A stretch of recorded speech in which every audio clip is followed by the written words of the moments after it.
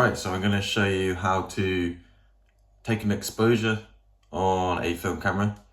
This one specifically, the Nikonos 3. This one doesn't have a light meter built in. A lot of cameras do, especially modern ones, but we're shooting film, so it's a way of it. And then, yeah, there you go. This is a light meter. It looks very complicated, but I'll show you in a second. It's pretty straightforward to use. Same with this. So you may be asking, how do you take a picture with this? Okay, to work that one out, it depends on your light, the level of light you have. We have a light meter here. You don't have to have a light meter, a physical one. You can use an app on your phone. I like to use this. It doesn't take any batteries at all.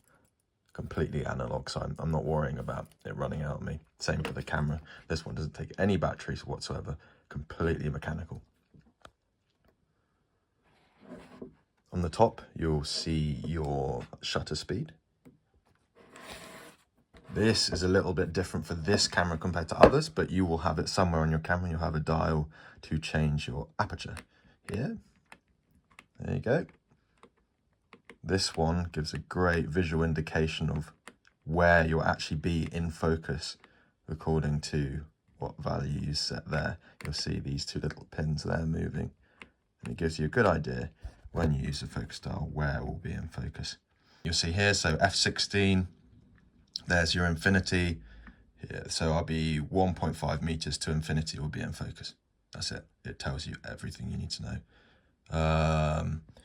And then, yeah, of course, if I do a really small, I guess wide aperture, it'll be a little bit more difficult, because when you look, I'll show you why it makes it a little bit even more difficult with this camera, is it just has, that's it, that's all you're looking at. You are not focusing through the lens. It's literally just got this. Generally speaking, on a sunny day, I can shoot f22. Leave it there. I know everything's going to be in focus from the meter to infinity, or just past infinity even. First of all, before you even look at any of the dials, set your ISO. Now, see, I've set it wrong. You just push down here. 400 ISO, that's the speed film I'm using. We've got a high slide we put in. If the meter was like right over here and there's too much light, you put that in. But for inside use, you take it out and you see my little pin there, that's the reading. So I would match this here with that here. So 80 just, and then 80 there. So it's got a copy of the dial almost here. I'd match it up best I can. That looks about right there. Just here, and then already set that. Taking my reading from here, that's just a copy of the dial up there. And then I've got my aperture below here and my shutter speed here, and that is it. And then I would follow, so say I want to shoot at 1/25 of a second, I need f2.8, that would be my reading.